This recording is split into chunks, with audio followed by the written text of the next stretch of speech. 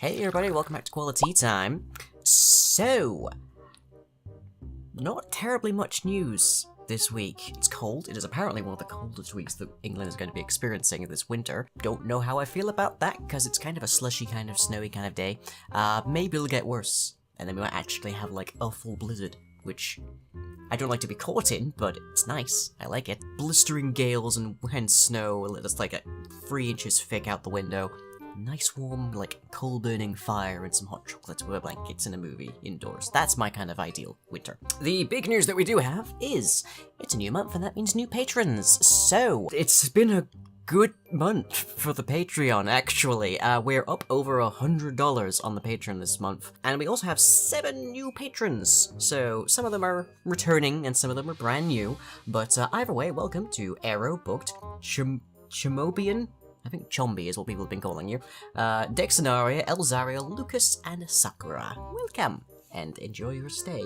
I might start actually, like, highlighting our new patrons on a regular basis, but we'll see. Other than that, rewards have refreshed, so you can get your requests in for audio clips, VFX, assets. You can get your names in for the name list that's used for XCOM 2 as well as Edgington. Check out the Patreon page for an update post to add your Minecraft username to if you are not already on the server whitelist and whatnot. And also to just add the name you want to be credited in the end slate of the videos, as well as what YouTube channel you would like it to point to, if any.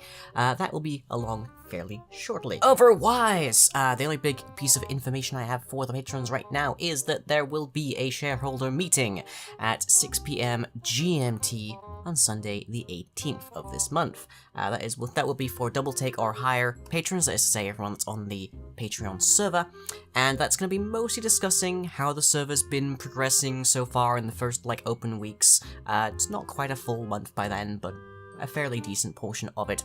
And then also what kind of things we might need to change up, some revisions we might need to make to config, some new mods to add, some mods to take out, some plugins to add, some plugins to take out, and some discussions of how we might want to change up the gameplay plans. That's things like how combat works, whether we allow diamonds, what the economics are going to be like, that kind of thing. But if that at all sounds interesting to you, and I do implore you to find some interest in it, see you there. Other than that, onto the schedule. Our upcoming streams for the week. On Thursday 11 PM GMT we have more Midnight Squad, with XCOM 2 War of the Chosen tackling the Avatar project at long last. Then on Saturday at 9 PM GMT we have more of the Coaster. It was a hectic but potent evening in Overwatch competitive last week. Can we start to actually climb this time? And lastly, on Tuesday at 9 PM GMT we have Yogdwarves Live, where we have done a lot to the Ubervidron, and we've still got more still to go. And videos you might have missed this week. We have an episode of Dungeon Maker as Lang has his eyes on the end of the map, and wonders what giant project he should try to finish first. And we have an episode of Edgington, where some things change, and in the entertainment industry, Lang thinks it's a vital necessity. And on to the questions. So as always, these are on from the comments section of the preceding vlog. If you have anything to ask me, drop down a comment below and we'll see if it gets answered. Our first question of the week comes from Nayeri Anime Lover, who asks, who was the Lying in Anaver Expedition? Anaver was written and done before the full sort of formation of the Lying verse. Back then, besides Anaver, there was pretty much just Never Expedition, so it was a one kind of thing. So consequently, the Anaver Expedition's sort of a spin-off. It's sort of Never Expedition, but done in a modded ecosystem. In that case, it was Tekkit, if memory serves. And it went okay until the world corrupted.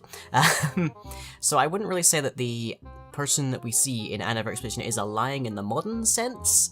They certainly were at the time, but I don't think they actually have a slot in the Lying verse. AI13 asks, if one Lying dies, will a new one be born? In most universes, Redmakers respawn, and in most universes, Lyings are Redmakers.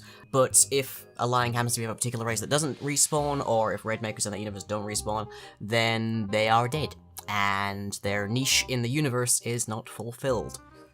Exactly what that means, I believe, follows into our next question here, which is from Chronicler Wolfram, who asks, what happens to a universe if it doesn't have a Lying? Lost Hands establishes that universes have a set, big bulk, like, selection of different purposes and niches that everyone has to, like, fulfill, and that there is one person to all of these, well, at least one person to all of these niches that have to be filled, and if something goes wrong, the universe tries to correct this error. Usually just a new niche is created, that being figure out where they've gone.